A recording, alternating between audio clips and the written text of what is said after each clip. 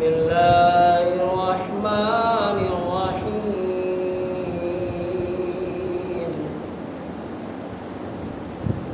واعبد ربک حتی یأتیک الیقین صدق اللہ العظیم۔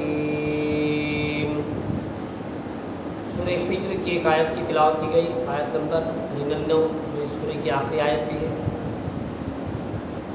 اس آیت میں اللہ تبارک و تعالیٰ ارشاد فرما رہا ہے کہ مرتے دم تک اللہ تبارک و تعالیٰ کی عبادت کرتے رہو۔ اللہ تبارک و تعالیٰ کا ارشاد ہے وَاعْبُدْ رَبَّكَ، اور اپنے رب کی عبادت کرتے رہو حتیٰ یأتیک الیقین، یہاں تک کہ تمہیں موت آ جائے۔ یعنی اے حبیب صلی اللہ علیہ وسلم، جب تک موت آپ کی بارگاہ میں حاضر نہیں ہو جاتی اس وقت تک آپ اپنے رب عز و جل کی عبادت میں مصروف رہے۔ اس سے معلوم ہوا بندہ خواہ کتنا ہی بڑا ولی بن جائے، وہ عبادت سے بے نیاز نہیں ہو سکتا۔ جب سید المرسلین صلی اللہ علیہ وسلم کو آخری دم تک عبادت کرنے کا حکم دیا گیا تو ہم کیا چیز ہے؟ اس سے ان لوگوں کو نصیحت حاصل کرنی چاہیے جو اپنے آپ کو بڑے بلند مقام اور مرتبے پر فائز سمجھ کر عبادت کے معاملے میں خود کو بے نیاز جانتے ہیں۔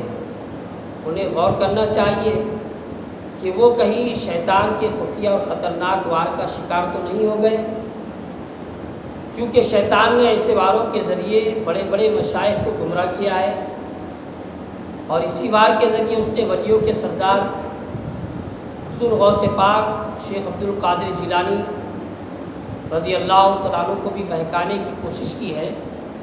چنانچہ حضرت شیخ ابو نصر موسیٰ بن شیخ عبد القادر جیلانی رضی اللہ عنہ فرماتے ہیں میرے والد نے ارشاد فرمایا، میں ایک سفر میں جنگل کی طرف نکلا اور چند دن وہاں ٹھہرا، مگر مجھے پانی نہیں ملتا تھا۔ جب مجھے پیاس کی سختی محسوس ہوئی تو ایک بادل نے مجھ پر سایہ کیا اور اس میں سے مجھ پر بارش کے مشابہ ایک چیز گری، میں اس سے سیراب ہو گیا۔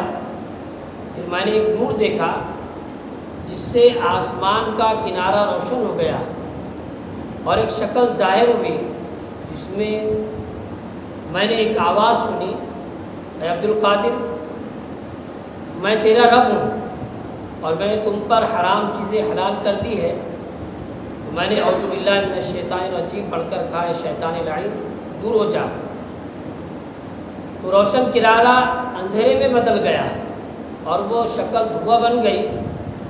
پھر اس نے مجھ سے کہا، اے عبد القادر، تم مجھ سے اپنے علم، اپنے رب عز و جل کے حکموں اور اپنے مراتب کے سلسلے میں سمجھ بوجھ کے ذریعے نجات پا گئے، اور میں نے ایسے 70 مشائخ کو گمراہ کر دیا۔